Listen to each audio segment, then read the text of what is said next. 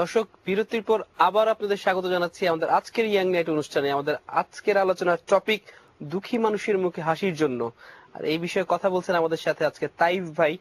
Taif ভাই, একটা বিষয় আমি জানতে চাই যে আপনারা বলেছেন যে এটার সাথে কোনো ডোনার আপনারা জড়িত না এবং এটা আপনারা দুস্থ মানুষের জন্যই কাজ করে যাচ্ছেন। প্রশ্ন হলো, তাহলে এটার ফান্ডিং কিভাবে হয়, অর্থাৎ এটা কিভাবে চলে? আপনারা মানুষের কাছ থেকে হয়তো সাহায্য পান বা করেন, কিন্তু এটার তো নরমালি একটা ফান্ড চালাতে বা একটা ফাউন্ডেশন চালাতে এবং বিভিন্ন জায়গায় যেতে তার খরচ আছে, মানুষকে সাহায্য করছেন, এটা একটা খরচ আছে। ওটা আপনারা কিভাবে পান? স্মাইলের টাকার যেই মানে ব্যাপারগুলা, এগুলা মেইনলি আমার পকেট থেকেই যায়, শুরু থেকে পকেট থেকেই যায়। হ্যাঁ, আমার পার মান্থে যেই আমি যে টাকাটা আর্ন করি তার একটা অংশ আমি স্মাইলকে দিয়ে দেই। আচ্ছা। আর এছাড়া ডোনার নাই, এটা আসলে কথাটা ভুল। কারণ ডোনার, আমরা বাংলাদেশের ডোনার মানে তো আমরা শুধু মনে করি টাকা, আমাদের টাকার ডোনার হয়তো নাই, বাট আমাদেরকে যেরকম ধরেন আমরা যখন বরিশালে গেলাম এই ঘূর্ণিঝড়ের এখানে প্রায় ৩৫০০ মানুষের পরিমাণ খাবার আমাদেরকে বিডি ফুড দিয়ে দিয়েছিল। আচ্ছা, বিডি ফুড আপনাদের দিয়েছে? জি। সো এছাড়া মনে করেন আমরা এই যে যখন এই ইয়েতে গেলাম আপনার এই যে পঞ্চগড়ে, তারপর কুড়িগ্রামে, তো এখানে যাওয়ার সময় আমাদেরকে প্রচুর কাপড়, আপনার মিলাঞ্জ একটা ইয়ে আছে, রেস্টুরেন্ট আছে, ওরা ক্রিম এন্ড ফাজ, তারপর আপনার তারা তো খাবার দিয়েছে, অর্থাৎ মানুষ আপনাদের সাহায্য করছে। তাই এই প্রসঙ্গটাতে আমরা আসছি যে আপনি যে বলছেন আপনার পঞ্চগড়ের কথা বলেন বা আপনি বরিশালের কথা বলেন, আমরা আপনার বরিশাল প্রসঙ্গে আবার আসছি। কিন্তু এইখানে আমার একটা প্রশ্ন মানে আপনার কাছে, যে আমরা জানি যে আপনি আপনার ক্যারিয়ার নিয়ে আপনি মানে আমাদের বলতে হয় এই কথা যে বাংলাদেশের যে খুবই সম্ভাবনাময় একজন তরুণ, বা সম্ভাবনাময় কথা বলা ঠিক না, অথবা মানে প্রকাশিত একজন তরুণ বা বিকশিত একজন তরুণ। আপনার কথা সম্পর্কে আমরা জানি যে রূপকণ্ঠে 2011 যেটা অর্থকণ্ঠে যে প্রকাশিত হয়েছে যে বাংলাদেশের সেরা 100 জন দ্বিতীয় প্রজন্মের ব্যবসায়ী, অর্থাৎ প্রথম প্রজন্মের পর দ্বিতীয় প্রজন্মের ব্যবসায়ীর মধ্যে আপনি অন্যতম। এবং আপনার সম্পর্কে এটাও মনে আমরা জানি, আপনি কি লজ্জা পাচ্ছেন নাকি আমার কথা শুনে? না, ঠিক আছে। আমরা জানি যে আপনি ঢাকা চেম্বার অফ কমার্সের সর্বকনিষ্ঠতম সদস্য আপনি, এবং এটার সাথেও আপনি বাংলাদেশ ইউনিভার্সিটির সাথে জড়িত। কিন্তু আপনার এই এত কিছুতে আপনার ক্যারিয়ার ডেভেলপমেন্ট, যেখানে এত বেশি সুযোগ এবং আপনার কাজ করে যাচ্ছেন, এটার বাদেও আপনি এই স্মাইল ফাউন্ডেশনের সম্পূর্ণ অলাভজনক একটি জায়গা, এটার মধ্যে আপনি বিনিয়োগ এটার মধ্যে আপনি পয়সা খরচ করছেন এবং কাজ সময় দিয়ে যাচ্ছেন কেন? আসলে দেখেন, আপনি যদি লাইফটা নিয়ে চিন্তা করেন, তাহলে কিন্তু আপনি বুঝবেন যে মানুষের কিন্তু যদি কেউ চেতে থাকে, ওর কিন্তু চাওয়ার কোনো শেষ নাই। সেটাই। হ্যাঁ, তো আবার কেউ যদি না চায়, তাহলে কিন্তু একটা চাওয়ার একটা লিমিট আছে। ঠিক আছে, আমি 2 বেলা এভাবে ভালো মতো খাচ্ছি, ভালো একটা জায়গায় আছি, মোটামুটি একটা গাড়ি আছে আমার, মোটামুটি আমি স্টেবল একটা লাইফ লিড করছি। এরপর আরো চেতে কোনো সমস্যা নাই, বাট ওইখানে জিনিসটা থামাই দিয়ে যে ঠিক আছে, আল্লাহ আজকে আমাকে তো একটা রিক্সাওয়ালার ঘরে জন্ম দিতে পারতো, সেটাই, বা আজকে তো আমি একটা কাজের বুয়ার ঘরে জন্ম হতে পারতাম।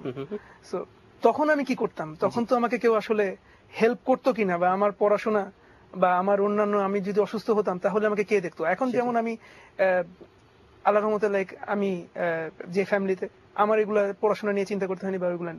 তো তখন আমি চিন্তা করলাম যে যেহেতু আই এম ব্লেসড, আলহামদুলিল্লাহ, আল্লাহ আমাকে এরকম একটা ফ্যামিলিতে দিয়েছে এবং আমি মোটামুটি কিছু একটা করে কিছু টাকা ইনকাম করার একটা রাস্তা করেছি, ব্যবসা করছি। তো তারপর আমি চিন্তা করলাম যে এই টাকাটা দিয়ে যদি আমি আরো কিছু মানুষকে হেল্প করতে পারি, যারা আসলে যাদের কিছুই নাই, যাদের কোনো সহায় সম্বল নাই, একদিন না একদিন আমাদের তো যেতেই হবে, তাই না? তো কবে শুরু করেছেন এইটা? 2000। আমি তো এগুলো করছি অনেক আগে থেকে। আমি আমার স্টুডেন্ট লাইফ থেকেই ব্যক্তিগত উদ্যোগে এগুলো করছেন? জি। আচ্ছা, এগুলো করছি। আর ফাউন্ডেশনটা কবে থেকে শুরু করেছেন? 2011 নভেম্বরের থেকে শুরু করেছি, বাট আমাদের মেইন কার্যক্রম সব শুরু হয়েছে এই বছরের মার্চ এপ্রিলের থেকে। আচ্ছা, আমাদের বলতে এটা কার, আপনার সাথে আর কারা রয়েছেন? আমাদের সাথে আমাদের এত ভলান্টিয়ার আছে। আচ্ছা, আমাদের অ্যাডমিনসরা আছেন, আমাদের অ্যাডভাইজার্সরা আছেন। আচ্ছা, এবং সবাই এখানে ভলান্টিয়ার, সবাই তাদের বুদ্ধি দিচ্ছেন। বা এরা কি সবাই নির্দিষ্ট কোনো সমাজের নির্দিষ্ট গ্রুপ থেকে এসেছেন, নাকি সম্ভাবনা আপনারা যারা তারা মিলে এটা করেছে? সম্ভাবনা যারা সবাই এখানে, কোনো আমাদের কোনো গ্রুপের ইয়ে নেই, কোনো ক্যাস্ট সিস্টেম নেই, যে কেউ এখানে মোস্ট ওয়েলকাম। আচ্ছা, যে কেউ এখানে আসতে পারেন এবং কাজ করতে পারেন? অবশ্যই। আচ্ছা, আপনি বলছিলেন শুরুর কথাটা, অর্থাৎ 2009 আপনারা 2011-তে বলেছিলেন এটা শুরু হয়েছিল, আর 2012-এর কথা আপনি বলছিলেন যে এখান থেকে এটা টোটালি অ্যাক্টিভ হয়েছে। আচ্ছা, প্রথমে যখন শুরু করেছিলেন তখন আপনাদের প্রথম উদ্দেশ্য ছিল কি, সমাজ সেবার কোন অংশটা আপনাদের মাথায় ছিল? আসলে আমাদের দেশে তো দেখেন যে ঢাকার আশেপাশে কিন্তু অনেক এনজিওর স্কুল আছে, এবং মোটামুটি এনজিও ছাড়া অনেক ব্যবসায়ী আছেন যারা এরকম স্কুল করে দিচ্ছেন আর কি, জি। বা সমাজকে হেল্প করতে যাচ্ছেন, জি। কিন্তু এগুলো কিন্তু ঢাকা বেস বা শহর কেন্দ্রিক। অবশ্যই। হ্যাঁ, কিন্তু আপনি যদি একটু রুরাল এরিয়াসে যান, যেরকম আমরা চলন বিলে যে স্কুলটা করেছি, that is only school over there. আচ্ছা, ওখানে 30টা বাচ্চা আমাদের ফ্রি পড়ছে মাশাআল্লাহ। চলন বিলে ওই অঞ্চলটার মধ্যে একমাত্র স্কুল ওইটা ওটাই? আমাদের এটা। ওখান আচ্ছা। থেকে আরেক মানে নিয়ার যে স্কুলটা আছে সেটা কয়েক কিলোমিটার দূরে আর কি। আচ্ছা, এবং অর্থাৎ প্রথমে স্কুল স্থাপনের উদ্দেশ্য নিয়ে আপনারা শুরু Right, করেছেন। আমাদের টার্গেট ছিল যে বাংলাদেশের 7টা যে ডিভিশন আছে সব জি। করে ডিভিশনে আমাদের অন্তত একটা স্কুল থাকবে আচ্ছা। ওইখানে প্রত্যন্ত অঞ্চলগুলোতে। আচ্ছা, মানে ডিভিশনাল হেডকোয়ার্টার এমন না? না না না না, আচ্ছা। না। এবং আলটিমেটলি আমরা এরপরে 7টা করার পরে আমি জি। 2013 এর মধ্যে আমরা 7টা করে ফেলবো। আমাদের অলরেডি 2টা স্কুল হয়ে গেছে, একটা ঢাকাতে একটা চলন বিলে। এটা কিভাবে হবে? একটা স্কুল করলে সেটার মানে থেকে প্রাপ্ত লাভে আরেকটা হবে এমন কিছু? আমাদের স্কুল থেকে তো কোনো লাভ নেই। আচ্ছা, মানে আমাদের সম্পূর্ণ আপনার অর্থায়ন নেই বা জি, আপনাদের জি, জি। ফান্ড? জি, জি, জি। আচ্ছা, ওকে। তো ফিউচারে আমরা হয়তো এটা করতে পারি যে স্কুলগুলোকে, কারণ হায়াত মত আল্লাহর হাতে, যে জি। আমি চাই না যে অনেকে আমার দেখা আছে যে এরকম করেছেন, জি। পরে হয়তো এটা উনি মারা যাওয়ার পরে বা দেশ থেকে চলে যাওয়ার কারণে জি। ওইটা বন্ধ হয়ে গেছে। আচ্ছা, তো আমার ফিউচার প্ল্যান আছে একটা স্কুলের সাথে যদি আমি একটা খামার করে দিতে পারি, এটা জি। আরো পরের কথা, জি।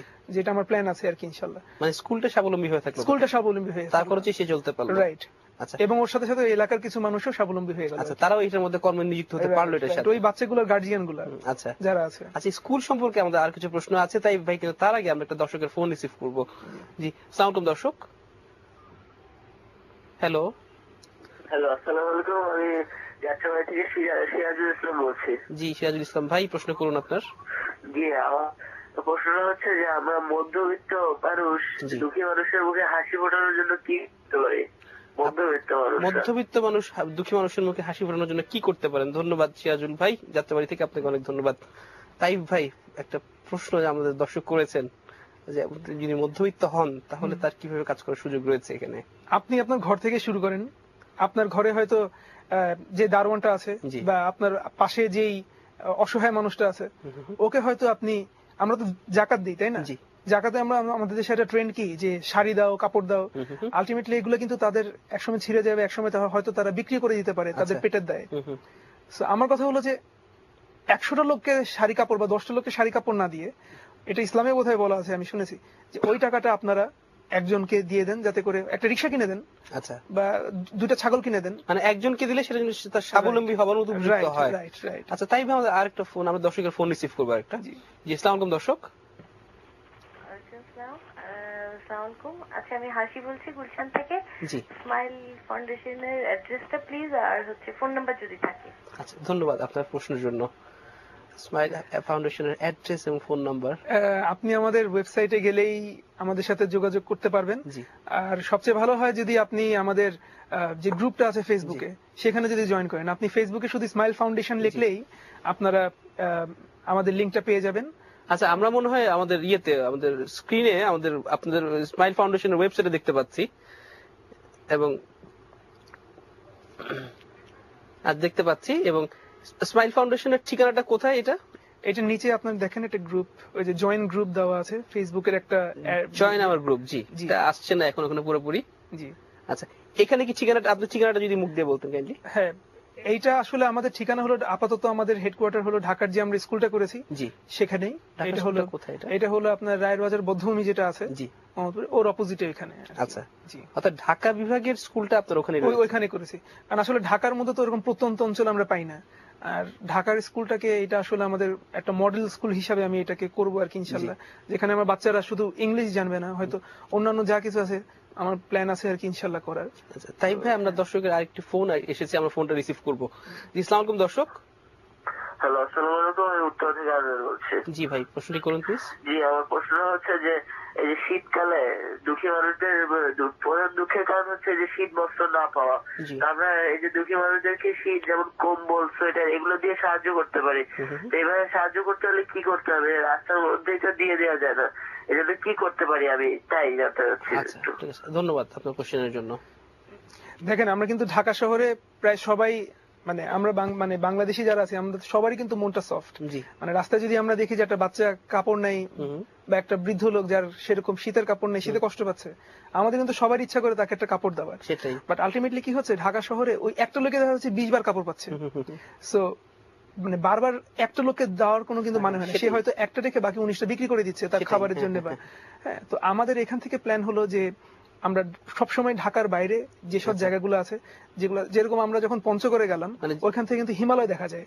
তো প্রথম ঠান্ডাটা কিন্তু ওইখান থেকে আসে আপনার। তো ওইখানে প্রতি বছর মানে প্রচুর মানুষ মারা যায় শীতের কারণে। তো আপনি যদি দিতে চান আমরা জানুয়ারিতে হয়তো আরেকবার যেতে পারি, তো তখন হয়তো আপনি আমাদের সাথে যোগাযোগ করতে পারেন। আমরা সেকেন্ড টাইম যখন যাব তখন হয়তো আপনি আপনার কাপড়গুলো আমাদেরকে ডোনেট করতে পারেন। আপনাদের ওয়েবসাইটের অ্যাড্রেসটা কি? www.smilefoundationbd.org। আচ্ছা, smilefoundationbd.org, SMILEFOUNDATION, জি, bd.org। ওকে, আচ্ছা, অর্থাৎ ওই ফাউন্ডেশনের মানে ওই ওয়েবসাইটে যোগাযোগ করলে মনে আপনাদের সম্পর্কে আপডেটগুলো পাওয়া যাবে। আর আপনি যে বলেছেন যে আপনারা মানে ঢাকার বাইরে করেন, সাধারণত যেসব এলাকাগুলোতে আমাদের সাহায্য সচরাচর পৌঁছায় না, আপনারা সেখান থেকে মেইনলি যাওয়ার চেষ্টা করেন, তাই তো? জি জি। আচ্ছা তাইব ভাই, এই ফাউন্ডেশন নিয়ে বিভিন্ন কাজ নিয়ে আমরা বুড়িগঙ্গা নিয়ে জানতে চাই, বা আপনি বলেছেন বরিশালের যে ঘূর্ণিঝড়ের কথা তা নিয়েও জানতে চাই, এবং এই ব্যাপারে আপনার কাছে আমরা প্রশ্ন রাখবো, কিন্তু তার আগে আমরা আরেকটি বিরতি থেকে ঘুরে আসবো। দর্শক, নিশ্চিত ছোট্ট একটি বিরতি, ফিরে আসবে এখনই, সাথেই থাকুন আমাদের।